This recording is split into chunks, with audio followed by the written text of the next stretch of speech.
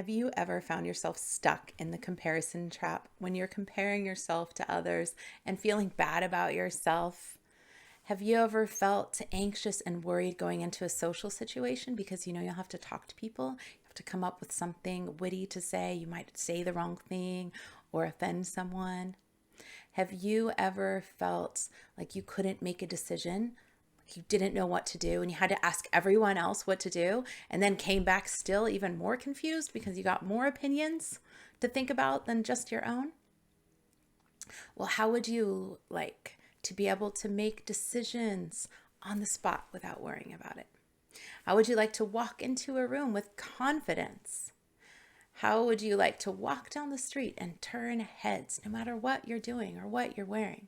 Because you just exude so much confidence in yourself and in your life that people come to you to ask you for advice or to talk to you because you have it together.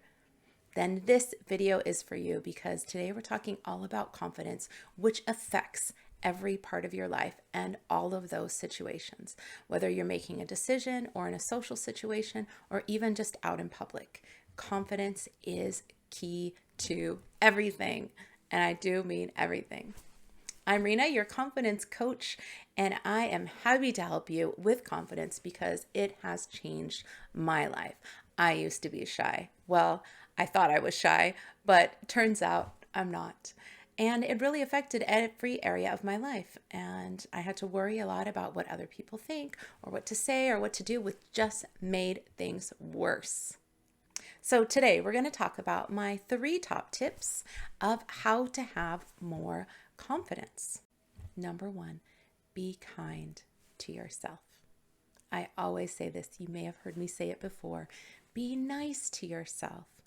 Say kind words. We're so mean to ourselves. We say, why did you do that? You're such an idiot. Why do I always mess things up? Nothing ever goes right. Things always go wrong for me. Things always come in threes. Bad things come in threes. So that means just waiting for the next bad thing to happen to me because bad things always happen. Don't say that to yourself. Would you say that to someone else? I don't think so. So don't say it to yourself. Be kind to yourself. To help you do this, imagine yourself as a small child before you became corrupted by the world. Now we know from neuroscience that our brains are affected by the world by the age of 6, 7, 8 years old. Now before then, we are pure, we are perfect, we are beautiful souls in our body, and we are confident, and we dance, and we sing, and we color, and we draw, and we create, and nothing can stop us. Think about kids in preschool and kindergarten, and me being a teacher, walking into a kindergarten or preschool classroom. All the kids are creating, they're talking, they're singing, they're dancing, they're jumping up and down, they're expressing their feelings. Nothing's holding them back. This is how we were born, pure and perfect, nothing holding us back. Now what changes is the world creeps in. The world starts to corrupt us and tell us this is how you should be. Put yourself in this box and fit in there. Contain yourself. Now, I work with my clients to help them get back to the person who they are inside, to undo all of that corruption from the world. So to do this, just imagine who you used to be when you were in preschool and kindergarten. And how would you talk to you then? Would you say, you're so stupid. You always mess things up? No, you wouldn't say that to yourself. I hope not. If you're watching this, you wouldn't say that. You would not tell yourself, why do you always mess things up? You never do anything right. You would not say that. You would be kind. You would say, it's okay, sweetheart. Come here. I'll give you a hug. It's okay. Everything's going to work out. Don't worry about it. You're still young. You're still learning. It's the same for us as adults. We're still young. We're still learning. In the infinite expanse of the universe, we are young. We are but a tiny blip, okay? We are still learning. Be kind to yourself. Just because you're a full-grown adult doesn't mean you know everything. No one knows everything. No one is perfect in every aspect of their life, but we are born worthy of love. Remember, you are worthy, and this confidence is self-love. Your confidence is reflected in language. Language is very powerful. The way you speak of yourself is very important. So be kind to yourself. We're ready for point number 2, which is to be true to yourself. Who are you? Be true to you. Do you find yourself having trouble making those decisions? It's because you don't know who you are and what you want. You got to figure that out. Who are you? What do you want? Would you like to say with assertiveness what you want and then get it? It is so empowering. Now, let's say you don't know. You still struggle. You go to a restaurant, you look at the menu and you're like, I don't know. What are you going to get? Can somebody recommend something to me, please? Because I don't know what to get. You know, we all feel like that, but don't stress about it. Just make a decision and stick with it. You live and you learn. If you don't like what you ordered, fine, don't order it again. But don't second guess yourself and don't have other people make decisions for you. You have to decide. Being the decision maker is empowering and lifts up your standard to give you higher self-confidence. Everything we do in my program, we'll talk about at the end, is to lift up your confidence level to a higher standard. We're always bringing up the standard.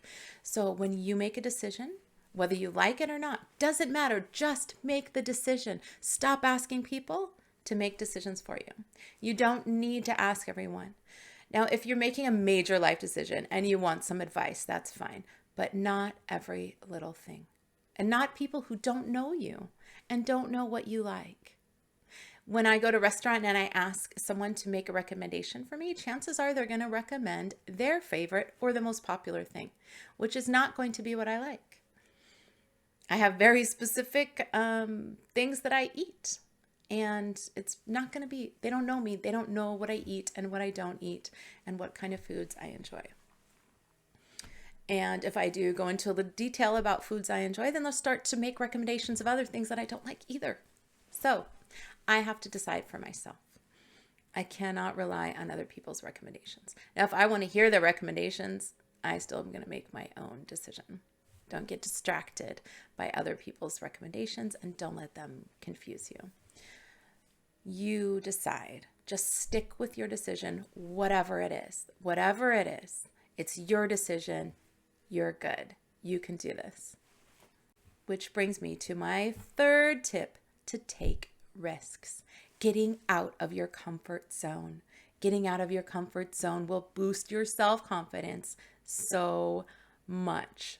This is the number one technique to boost your self-confidence, is taking risks and getting out of your comfort zone.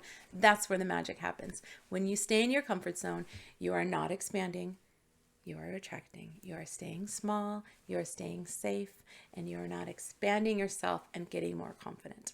So the way to get more confident is to expand yourself. And not only that, but it's a lot more fun. You get so many more experiences. Become a yes person. Say yes, try new things. I remember the first time that I tried ziplining.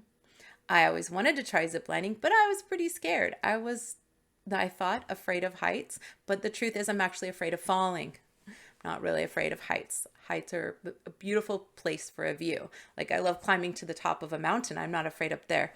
Turns out I wasn't afraid of heights. I was afraid of falling. So I remember my first time that I went ziplining. I was so scared. My knees started knocking together like a cartoon character. And that had never happened to me before, ever in my life. I thought that was just on TV and movies and cartoons. I did not think that that was a real thing, that your knees would like uncontrollably knock together, because my legs were shaking so hard when I climbed to the top of the platform to go on my first zip line. I was just shaking. And this was in Mexico. And the zip line had a person to hook you up and send you off, and then also a person to catch you. And they gave the instructions, but the people who were actually doing the work didn't really speak a lot of English. And so they were telling me what to do and not to be afraid, but in Spanish. And in my heightened state of fear, I had no idea what to do and what was going on. And I was like a deer in the headlights. I didn't know what to do. I was frozen in fear, literally frozen in fear. I couldn't make a decision. I couldn't make my legs walk to the zip line edge and jump off. I couldn't do anything. I was so scared. Luckily, they had people there to give you a little push.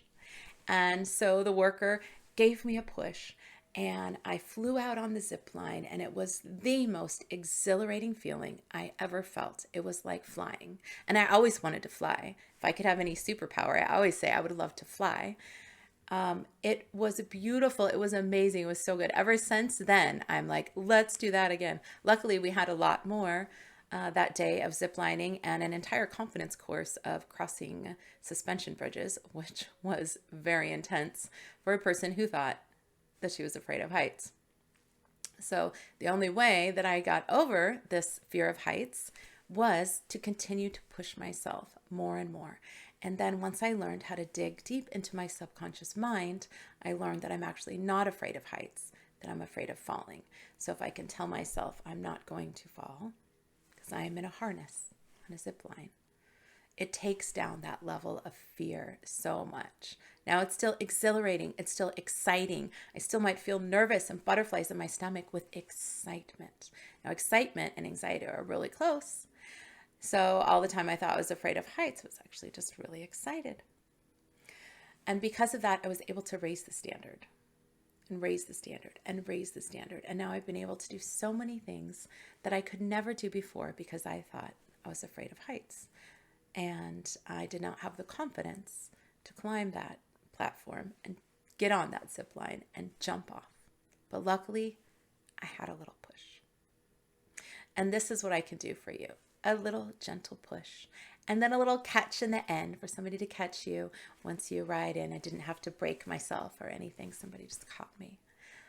So I'm starting a new program, the Self-Love Revolution program. And I am happy to be there for you, to give you a little push and to catch you in the end. In this program, we'll work together to practice confidence and self-love. Now, this is the kind of thing that takes time. Just practicing these 3 things one day will not give you results. 2 days will not give you results. 3 days. It happens over time. It's just like going to the gym. You don't go to the gym one day and come out ripped. It takes time. You don't go to the gym 3 days. You go to and come out ripped. You come out sore. You might even think about not going back because you didn't have immediate results and you're sore. This is the same with our self-improvement. It takes time. You might actually get sore. You might actually feel a little uncomfortable pushing yourself outside your comfort zone. You might feel a little uncomfortable making decisions that you never made before without someone else's help. But that's what happens. That's why we keep going and keep going and keep going to the gym, because we know with consistency comes results. And these things take time. So to help you and encourage you and be your cheerleader on the side, put cheerleader in the comments and I'll send you all the info of how I could be your cheerleader, and we'll see if we can work together to give you more confidence. I hope that you can take these 3 tips at least and become more confident in your everyday life. And follow me for more tips. I'll see you soon. Bye.